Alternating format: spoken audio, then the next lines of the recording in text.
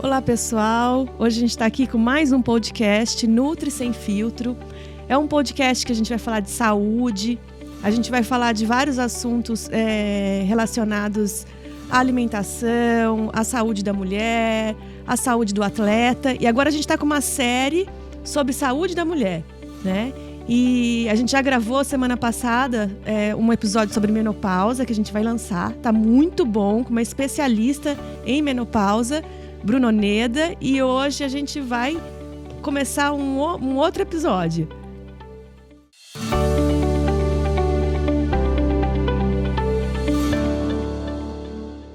Olá, pessoal! A gente está aqui hoje com um episódio do Nutri Sem Filtro, né? Um podcast que fala de saúde da mulher, de alimentação, e hoje a gente está com uma convidada muito especial, a doutora Érica. Ela vai falar um pouquinho com a gente hoje sobre gestação, sobre gravidez. Doutora Érica, você pode se apresentar para a gente?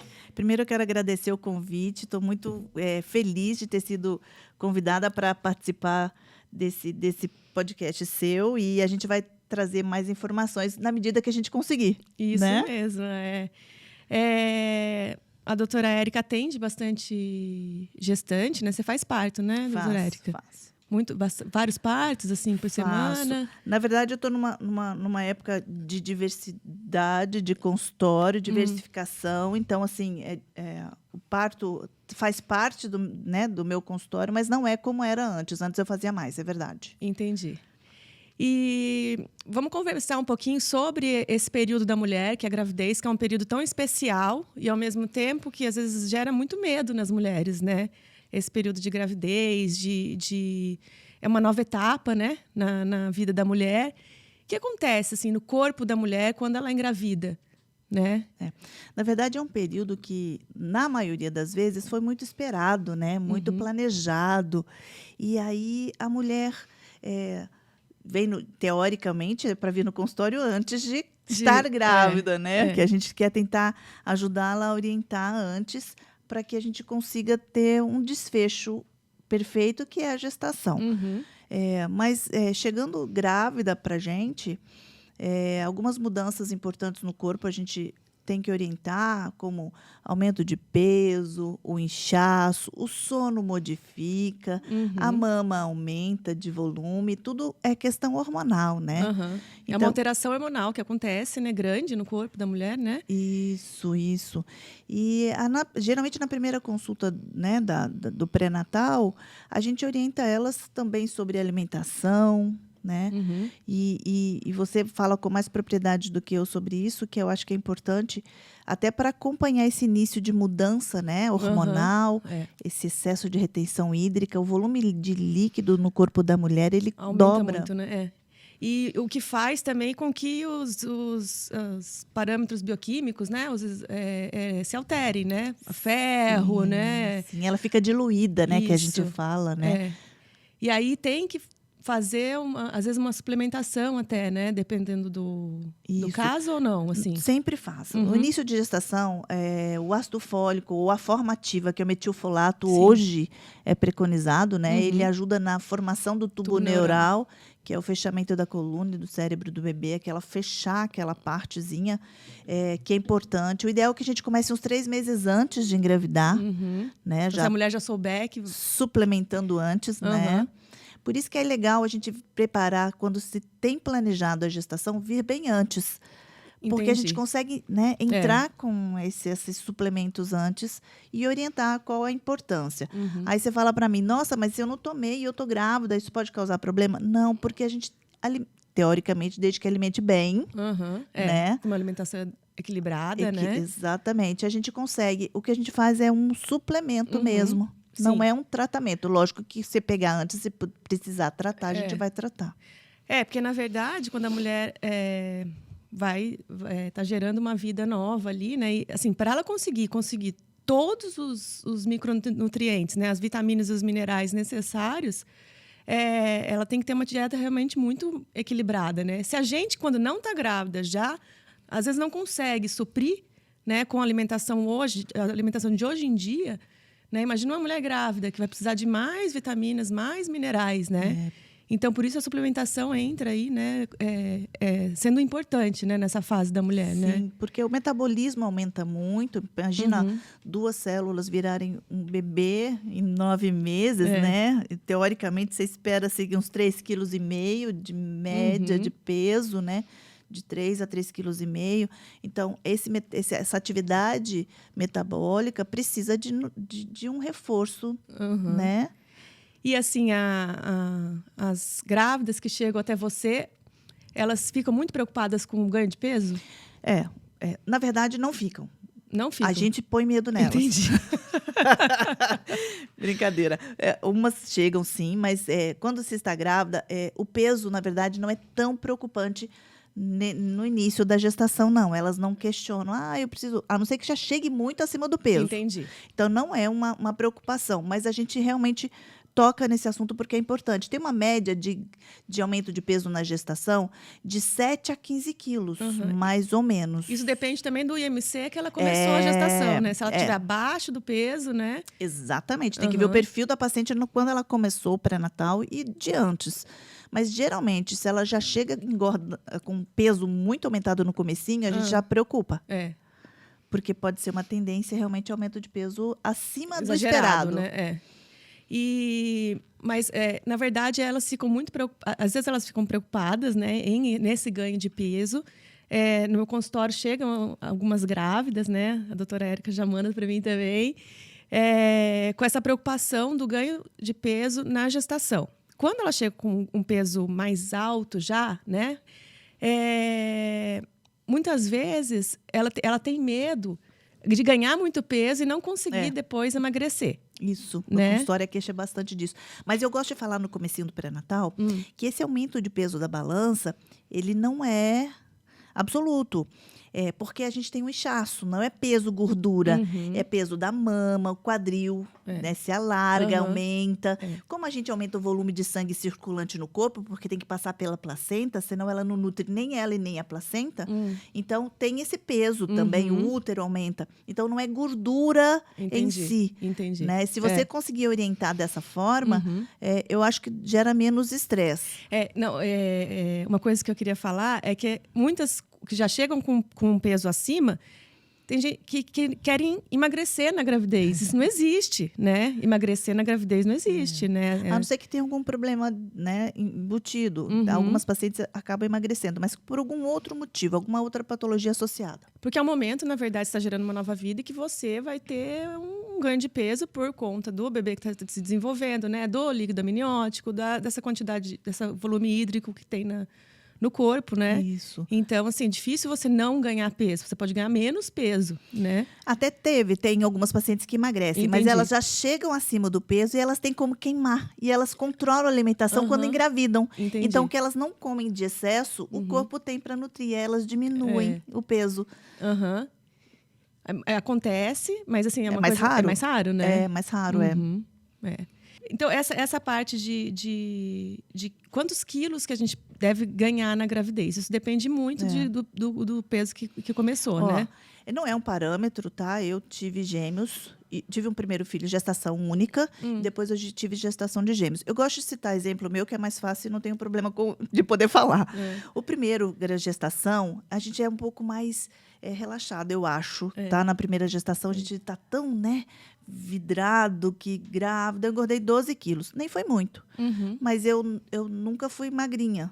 Então, no final das contas, era 12 quilos a mais, era bastante. Mas aí você conta, quando o neném nasce, 6 quilos, mais ou menos, você perde no parto. Porque é 3 do bebê, mais placenta, mais líquidos que você, né? Então, uns 6 quilos você emagrece. Dos gêmeos, eu não tive muita fome, mas eu já estava um pouco acima do peso. Eu engordei só 12 quilos dos gêmeos também. E cada um dos gêmeos pesou 2,5 quilos. Então, eu tinha 5 quilos de bebê. Mais placenta, mais líquido. Então, eu voltei mais rápido, né, depois dos gêmeos. Mas não é um parâmetro. Então, eu acho que é o que a gente falou. A gente identificar o peso, né, de cada gestante no momento que você está atendendo e ajudar a controlar. Só que a fome que aparece na gestação... Aumenta, né? A fome aumenta, a vontade de comer, a ansiedade, né? Então, muitas vezes, as mulheres... Chega paciente para mim que fala assim, eu tô com muita fome. O que eu faço, né? Então, a gente tem que, na verdade, tentar balancear a dieta, né? O plano alimentar para que ela consiga comer a quantidade de proteína suficiente, a quantidade de carboidrato, a gordura boa, né? Então, assim, tentar balancear essa quantidade de macronutrientes, macro e micro, né? Na verdade. E sempre visando, assim, conseguir bater a meta de proteína diária por dia. Né, que a proteína é muito importante nessa fase do desenvolvimento, né?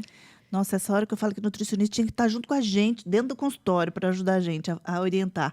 Porque a gente sabe, como médico, que é importante, mas a gente não tem essa informação, né, que vocês têm, que é muito preciosa. E às vezes a paciente pede para a gente um cardápio. Não dá, a gente não tem esse... Não é o nosso... A gente pode orientar e indicar um colega mais ou menos o que você precisa comer. Mas precisa dessa porque tem todo um cálculo em cima disso, né? Quanto eu preciso comer de proteína por dia, né? Quanto eu preciso de carboidrato, quanto de gordura. Então, tem todo um cálculo em cima disso, mesmo né? Porque o aumento de peso é maior no último trimestre. Quando o neném começa a ganhar peso, né? Mais peso, exatamente. Porque até então, o primeiro trimestre, a mãe que aumenta o peso, na verdade, pelo inchaço. O bebê ainda não pesa nada, muito né? pouco. Então, não dá para engordar muito no primeiro trimestre. Não dá para botar a culpa no neném, né? Não dá. E aí, conseguindo... Por isso que eu falo, que se conseguisse vir no pré-natal antes e passar no nutricionista antes, facilita muito a vida dela na gestação. Isso em qualquer fase, né? Não, com certeza. Com certeza, assim, um plano alimentar é importante para você até conhecer, entendeu? Quais são os alimentos importantes, quanto que eu preciso de comer de cada alimento, né? Então, eu acho fundamental a pessoa ter essa informação, né? Acho que tinha que ter na escola. Educação alimentar, né? Verdade. Para as crianças já aprenderem o que é importante comer. E aí, conseguir fazer suas escolhas, né? Eu acho... você está falando de ganhar peso? Eu ganhei, na minha primeira gestação, eu ganhei 17 quilos. Olha. Só que eu era muito magra. Mas você é magrinha, né? Eu pesava 49 quilos, aí engordei 17. Então, eu engordei bastante, né? Se for ver. Quase 20 quilos. Se for pensar, dá mais perto de 20 quilos do que para 10, né? Mas consegui perder, assim, fácil, né? O metabolismo é bom. E aí, eu voltei fácil, porque sempre fiz muita atividade física também, né? E depois, no meu segundo filho, minha segunda gestação, eu engordei 9 quilos só. Olha, que legal. Aí eu consegui engordar menos, né? Mas também já comecei um pouco com um pouco mais gordinha, né? Mas com mais quilos na segunda gestação. Fala um pouquinho para mim, doutora Érica, como que fica, assim, a libido da mulher na gravidez? Na verdade, é muito subjetivo, tá? Por questão hormonal, algumas mulheres têm aumento de libido na gestação, mas têm medo de ter relação por medo de machucar o bebê. E não existe isso, lógico, desde que não tenha contraindicação, que não tenha algum outro problema de saúde que impeça uma placenta baixa, um sangramento, né, vaginal da gestação, que impeça e proíba a relação, pode ter relação à vontade. Então, eu tenho pacientes que tem mais vontade de ter relação quando está grávida, porque a mama fica maior, parece que vai estimulando a libido. Como na gestação, a pele fica mais sensível ao toque, no geral. É verdade. Você sabe que eu gostava de escovar o dente quando eu estava grávida? Nunca ouvi falar isso. Eu juro por Deus. Nunca ouvi falar isso. Eu juro por Deus. A escova de dente, no meu dente, era gostoso. Olha que legal! É verdade, juro por Deus. Nossa, foi a primeira pessoa que eu ouvi falar isso. Era muito estranho. Porque realmente aumenta a vascularização do corpo inteiro. Então, por isso que eu acho que a sexualidade aumenta também. Lógico, por questões hormonais, né? Uma ou outra que realmente fala que não quer ter relação, ou por medo mesmo. O marido tem medo de ter relação. Tem muito homem que tem medo. Tem medo de machucar o bebê. Sei. Então, não tem isso, gente. Não existe. Não, se o obstetra não achar e não indicar, não der a contraindicação com algum problema, vida normal. Entendi. Lógico que não dá para fazer aquela coisa mirabolante, né? Uma coisa muito assim, pular do armário. Mas tudo bem, a relação sexual não é proibida na gestação. E uma gama, eu tenho uma gama importante de mulheres que têm vontade e o marido não tem por medo. Entendi. Mas elas aguentam mais fácil que os homens, então... Mais tranquilo. Tá. E o que você pode contar mais pra gente, assim, sobre esse período com relação a... Atividade física. Atividade física, Legal, verdade. isso é legal a gente falar. Na gestação, antigamente, a mulher não podia fazer nada, né? Ficava fechado, ficar quietinha. Não pode pegar peso. Não pode pisar no chão descalço, não pode lavar o cabelo. Não tinha umas coisas assim? Umas coisas meio esquisitas, assim. Mas eu entendo, não é esquisito. É o que a medicina conseguia entender e trazer pra gente, né? Eu gravei outro dia um podcast na PM falando sobre mitos e verdades na obstetrícia. Que legal. E é exatamente isso. A gente comentou sobre atividade física. Não contraindica atividade física de jeito nenhum. Salvo em algumas questões que o obstetra descobre e investiga e vê que não pode fazer. Né? Tem algumas contraindicações, sim.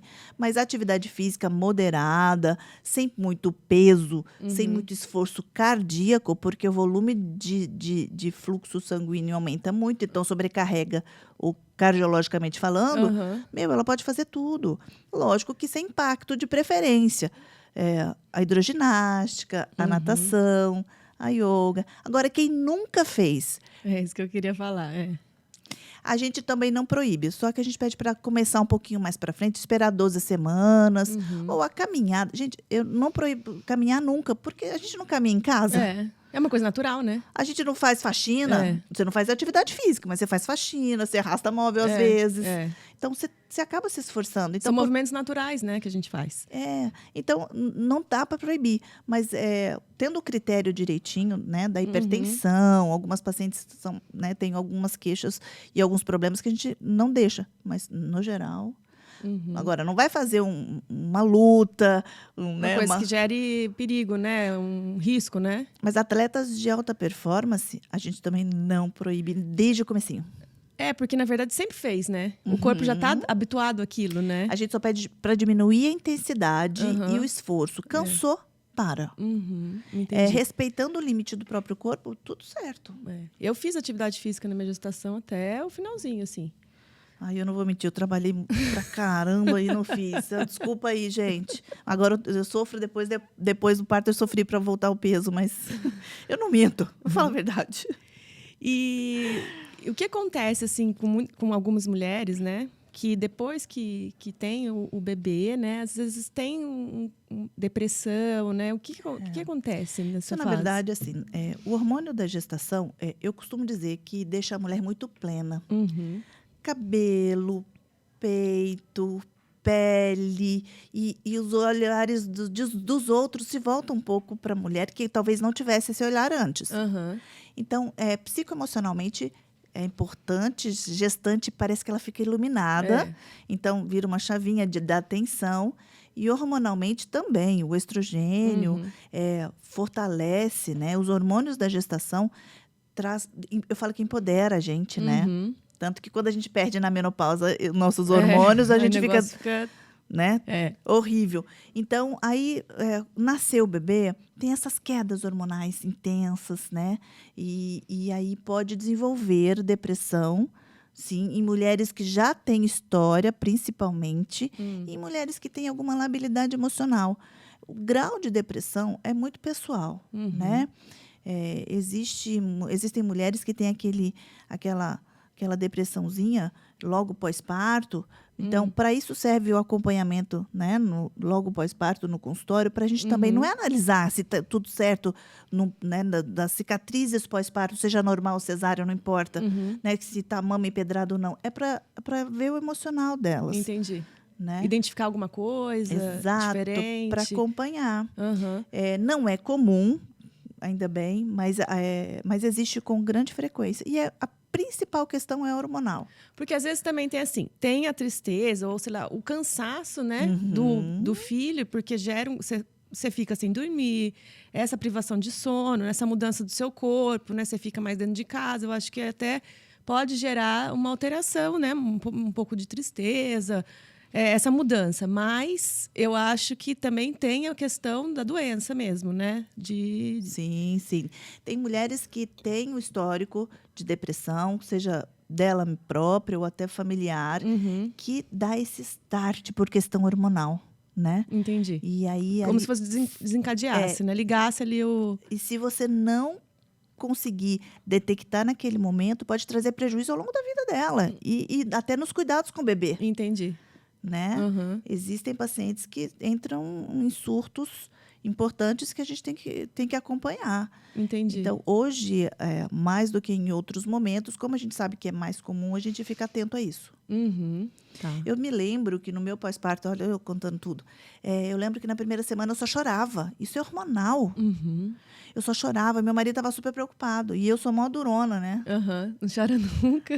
Mó durona. Meu marido não estava entendendo nada. Aí ele ligou para minha colega, que me acompanhou, né, na gestação. E ela também ficou preocupada, porque ela também me conhece de não chorar, que eu sou. Mas assim, aí foi passando aos poucos. Não precisei tratar nada. Mas assim, olha para você ver. Mesmo tendo toda a noção do mundo, eu não percebi Todo isso. conhecimento, né? Eu não percebi isso. Uhum. Né? Imagina quando a paciente não sabe. Não conhece, não sabe, né? Tudo novo. Cansada, não está dormindo, não consegue comer, o peito dói, está Uhum. sangrando, a cicatriz de parto normal, cesárea, não importa. As atenções mudaram, chega em casa, ela tem que cuidar da casa, fazer a comida, se não tiver quem ajude, porque a rede de apoio é importante. E tem muita gente que não tem, né? Nenhuma, nenhuma. Então, eu acho que aí vale a pena realmente ficar atento. Não é, graças a Deus, não é comum, mas é importante salientar que isso existe. E, gente, procure ajuda. Não tenha vergonha de pedir ajuda.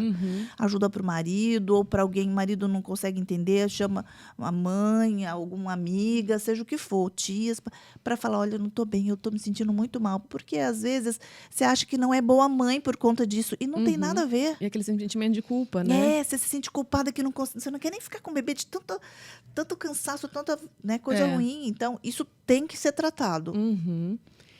E sobre a amamentação? Então. Eu costumo dizer assim, olha, parto é fácil. Dura amamentar. Dura é amamentar.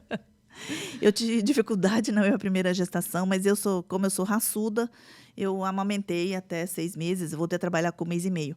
Isso não é padrão, tá, gente?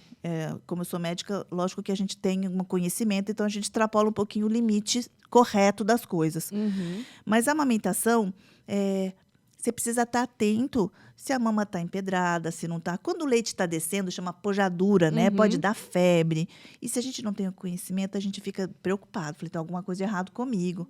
É febre mesmo, tremor, calafrio de noite quando o leite está descendo. Eu não tive isso, não. E o bebê, quando a gente acaba de sair da maternidade, o peito produz o limite máximo de leite dele, porque ele não sabe o tanto que o bebê mama. Entendi. Né? A quantidade que precisa. Depois de uma semana, 10 dias, aí o leite é produzido na quantidade que o bebê está sugando. Então, é legal. Só que eu costumo dizer, é quando empedra, na primeira semana. Porque o bebê ainda não consegue sugar tudo que sua mama... Ele nem sabe sugar tanto, né? O movimento que ele faz. Tá Não tá aprendendo, né? Exatamente. E aí, sua mama produz aquele tanto, né? E o que sobra é o que empedra. Então, tem que... No primeiro mês, os pediatras pedem livre demanda. Que eu acho que é importante mesmo, que o bebê precisa ganhar peso, precisa engordar, estimular a mandíbula. Essa relação mãe, filho e amamentação é importante, né? Só que assim, você está cansada, você tem que ficar parada ali para amamentar. Livre demanda é qualquer horário, né? Tipo de madrugada, né? Aí, lógico que depois você vai ter que se organizar, porque precisa descansar. O cansaço diminui a produção de leite, aí gera um outro conflito. Um outro problema, né? É um ciclo vicioso, né? Antes você tinha a mama endurecida, empedrada, não conseguia mamar pelo porque excesso, dói. Eu costumo dar um exemplo aqui. Como eu já passei por isso, eu quero falar e eu acho que, não sei se você pode contar também a tua parte, que eu acho que é legal para ver que a gente é igual todo mundo. Eu tinha a sensação que estava fincando agulha no meu peito, a hora que o bebê estava sugando. Aquilo doía a minha alma. Doeu muito também, o meu doeu demais. Assim, eu cheguei a chorar na primeira gestação de dor da amamentação. E mesmo com todo o conhecimento do mundo, eu falei, gente, isso não é natural. E tenho pacientes que não têm nada. Né? Eu acho que eu estava tensa também. Né? Eu acho que também o limiar de dor das pessoas é diferente, né? Sim, claro. Então, acho que tem gente que sente mais dor, tem gente que sente menos. Eu costumo dizer, quando eu percebo que isso é percepção minha, tá? Não tem livro nenhum. A paciente, quando ela tem uma musculatura mais relaxada, mais flácida, os ductos... Nossa, os obstetras vão me matar de eu falar isso. Porque eu fico inventando moda. São mais frouxos, então ela sofre menos com a dor, porque passa mais fácil o leite. Entendi. Canalículos fechadinhos, durinhos. Quem é mais tensa, é mais rígida, eu acho que sofre um pouco mais. Eu sou mais tensa, então. Porque eu sofri muito. Desculpa, colegas. Mas e a produção do leite? Porque tem gente que produz mais leite, tem gente que produz menos. Isso é fisiológico? Porque depende da quantidade de glândulas mamárias que você tem. Porque o quanto competente ela é em produzir. Entendi. Porque eu amamentei super pouco. Eu não, assim, na Manuela, que foi minha primeira filha, eu tentei amamentar muito, né? Assim, só no peito. E ela acabava de mamar e ela chorava. Ficava 1 hora, ela chorava. E eu não dava. Tava só o peito. A menina começou a emagrecer, ficou magrinha. Daí o pediatra falou, ó... Produção, né? Pode suplementar, porque ela tá muito magra. Daí eu comecei a suplementar. E quando a angústia de você não estar produzindo a quantidade de leite, mesmo querendo amamentar, parece que diminui mais a produção. Porque aí você fica nervosa, né? Estresse, né? Eu fui uma vaca leiteira. Eu amamentei os gêmeos até 6 meses, só leite materno, os 2. Olha que legal. Nem água eu dava para eles. Então, assim, eu tive essa facilidade. Eu nem gosto de ficar falando muito, porque é padrão meu, gente. Não é todo mundo assim, não se preocupem, cada um tem a sua história. Né? E eu nunca tive muito peito. Mas eu produzia muito. Mas eu tenho uma colega que eu fiz o parto, ela não tem nada de peito. E ela amamentou mais do que eu. As orientais não tem, né? E elas amamentam bastante, né? Então, depende da produção, né? Daquela glândula que trabalha direitinho. É hormonal, mas tem algumas coisas que não tem como explicar. Eu tenho paciente que tem prótese mamária e amamenta bem. E quem não tem nada e não amamenta. Quem tem prótese, dificulta ou não? Depende de onde é colocada a prótese. Atrás do músculo, não atrapalha a mama, então não tem problema. Porque não pega na parte das glândulas, né? Isso, não tem lesão de ducto mamário, né? Então... atrás da musculatura, né? É mais tranquilo. Porque hoje em dia muita gente tem prótese, né? Se for pensar. E aí na frente atrapalha. Tem mais chance por causa de fibrose, cicatriz, mudança de curso dos ductos. É anatômico, bem anatômico isso também, né? Aí pode Fora que se ela já tivesse mesmo uma dificuldade de produção... Entendi. Daí... ia ter problema do mesmo jeito. Entendi. Mas com a cirurgia aumenta mais.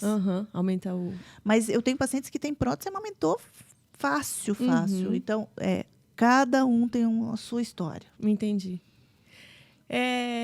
Bom, eu queria falar um pouquinho agora com você sobre a dificuldade de engravidar de algumas mulheres, né? Porque muita gente... hoje em dia, as mulheres engravidam mais tarde, né? Do que antigamente. Antigamente, 20 anos, até antes, né? Minha avó, o primeiro filho dela, teve com 14. Então, foram 12 filhos que minha avó teve. 2 faleceram, né? Porque, assim, quando tinha muito filho, era até comum, assim, né? Ter essa perda, né? Quando mais... Mais novinha. E aí, hoje em dia, as mulheres engravidam com mais de 30, né? O índice de infertilidade aumentou por vários motivos. Porque não é só da mulher o problema, né? Na verdade, é 50% do problema da mulher e 50% do homem. Então, por isso que sempre que quando vai investigar a infertilidade, são os 2. Eu tenho várias amigas que quando foram verificar, né? Por que não estava conseguindo ter filhos, e foi o marido que os espermatozoides não eram tão rápidos, né? Motilidade deles, né? Isso, Mas eles têm uma sorte, porque a cada ejaculação eles produzem espermatozoides novos. Nós temos os mesmos óvulos desde que a gente nasceu, que a gente nasceu. Então, os nossos óvulos envelhecem com a gente. Por isso que a infertilidade da mulher tem um limite, a fertilidade. E tem uma relação também com a idade, né? Assim, quanto mais velha, a chance de ter algum defeito ou uma dificuldade é maior, não é? Sim.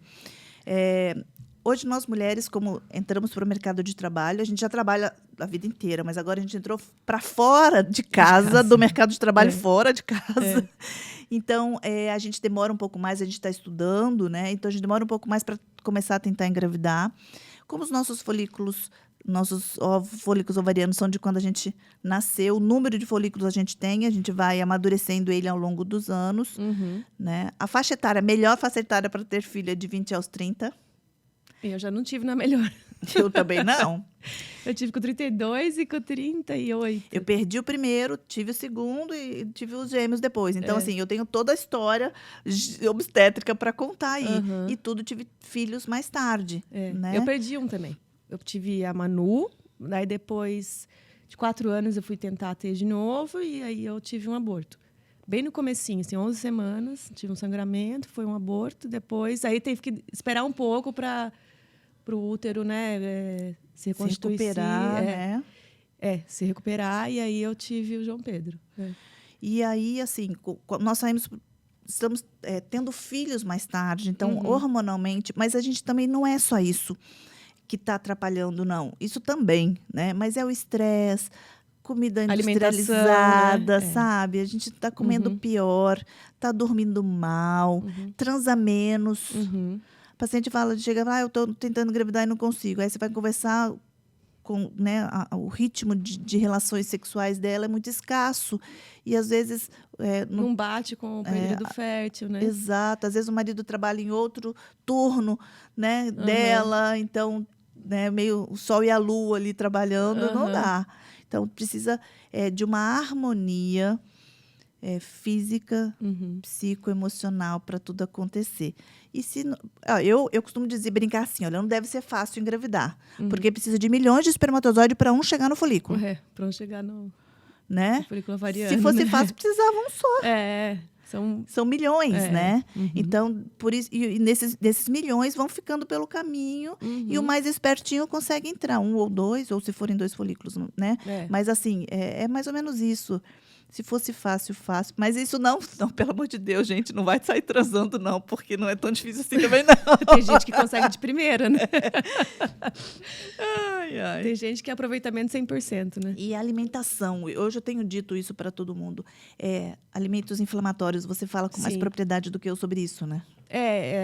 Hoje em dia a alimentação é industrializada, né? Com alimentos com poucas vitaminas e poucos minerais. Tanto é que quando se detecta a infertilidade masculina, a primeira coisa que o médico manda é tomar um suplemento vitamínico. Isso. Né? Porque, às vezes, o que você come não tem as vitaminas e os minerais que são necessários para a produção do espermatozoide. Né? E todas as reações químicas que acontecem no nosso organismo, a gente precisa dos micronutrientes. Então, a gente precisa de zinco, a gente precisa de vitamina D, a gente precisa de todas as vitaminas para as reações acontecerem. Então, se a gente não tem esses micronutrientes, as reações não acontecem direito. Nossa, eu tive uma ideia aqui, olha. Como a gente está podendo conversar e falar, né? Por que você não grava temas curtinhos sobre cada vitamina e na relação da gestação? É legal, cara? Porque assim, eu tô falando, porque às vezes a gente precisa ouvir, né? Né? Você sabe que você tem vitamina B12 tem que estar bom, o ácido fólico, que o metilfolato tem que estar bom, o cálcio, né? A gente, às vezes, não dá muita atenção. E na correria nossa, a gente não para, né? Não, a gente não sabe direito, né? Essa informação é importante, né? Eu acho. E, além do mais, que quando você vai engravidar mais tarde, a gente percebe que pode ter outras doenças.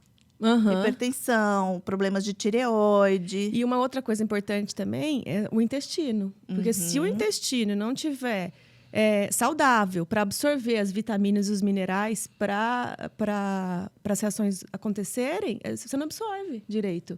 Você não absorve direito, você pode até comer. Você pode até suplementar, vai gastar dinheiro à toa, você não vai conseguir absorver. Eu costumo brincar, gasta dinheiro à toa, Gasta dinheiro à toa.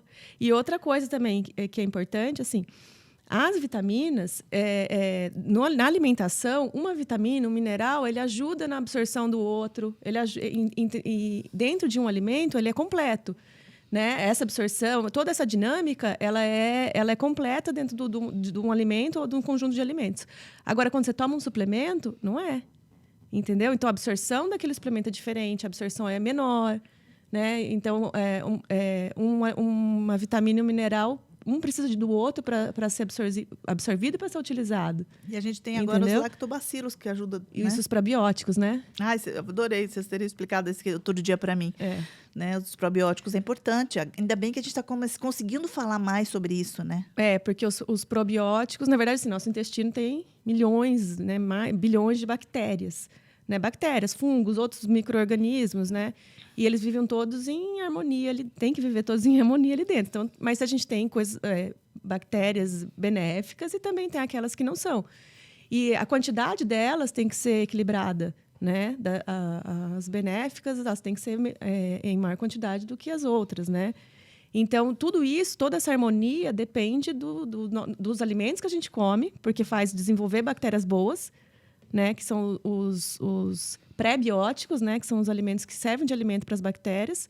E depende também do nosso emocional, da nossa atividade física, da nossa saúde mesmo, né? Tem um estudo que mostra que a depressão também pode estar ligada à função intestinal, porque a gente tem vários neurônios, né? E a serotonina produzida no intestino. Então, tem várias substâncias que são produzidas no intestino que a gente não sabia, né? Tem até um livro do Hélio Póvoa, que ele é bem antigo, né? Eu já li, mas muito tempo atrás. Chama O Intestino Segundo o Cérebro. É verdade. E é um livro bem antigo, né? Ele já falava isso faz tempo.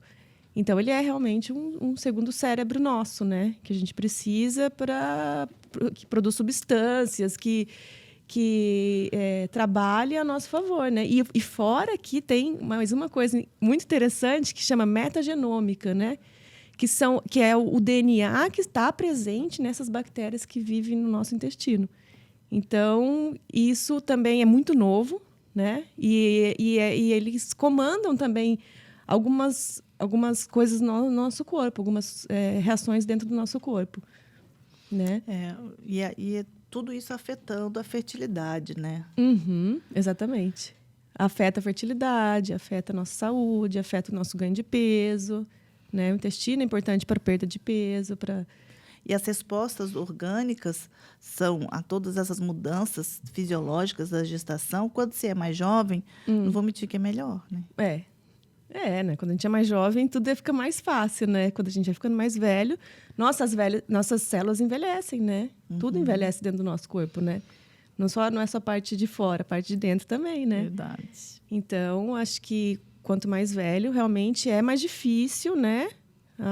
Essa parte da gestação, mas não é uma coisa que impossível, né? Uma coisa que às vezes eu vejo também muitas mulheres, né? Que eu até queria falar com você, muitas mulheres que não tentam engravidar, não conseguem. Aí fazem FIV, né? Fertilização, aí até engravidam nessa fertilização, mas depois tem o filho e depois engravida normal. Então, mas eu acho que aí tem o psicoemocional envolvido. Então, eu também acho. Intensamente. Eu tenho pacientes que adotam, né? Não querem fazer fertilização, adotam uma criança, daqui a pouco tem 2, 3 dela, né? Mesmo quando a gente investiga a parte de infertilidade, não descobre nada demais, nada assim que seja importante, que intervenha, né? E aí, se ela quiser engravidar logo por questão da idade, aí a fertilização é um recurso bom. Ou então vai para adoção, vai tentar adotar uma criança. E aí relaxa, parece que diminui aquela pressão. Tem algumas coisas que a gente vai conseguir explicar nunca. São também os hormônios do estresse agindo aí, né? Eu acho. Para a gente fechar, então, aqui. O que você recomenda para quem quer engravidar agora? Para a mulher que quer engravidar e o que você acha que é interessante ela fazer? Primeiro, assim, a decisão e o parceiro, né? A decisão de querer ter filho e o parceiro tá junto na mesma questão. Mas que eu falo no meu podcast direto sobre isso e você sabe que eu falo mesmo, tentar melhorar a qualidade de vida. A primeira coisa, a alimentação mais natural possível, né? Procurar um acompanhamento da nutricionista para ajudar, se não conseguir, mas pelo menos alimentar de alimentos, né, que você consegue colher e você preparar, que seria o ideal. Frutas, importante, na alimentação. Beber água, verduras, legumes, né? alimentação mais natural possível, e aí entram os legumes, as verduras, os grãos, né? Que é importante, porque traz o zinco e companhia, que é para as reações químicas acontecerem do corpo.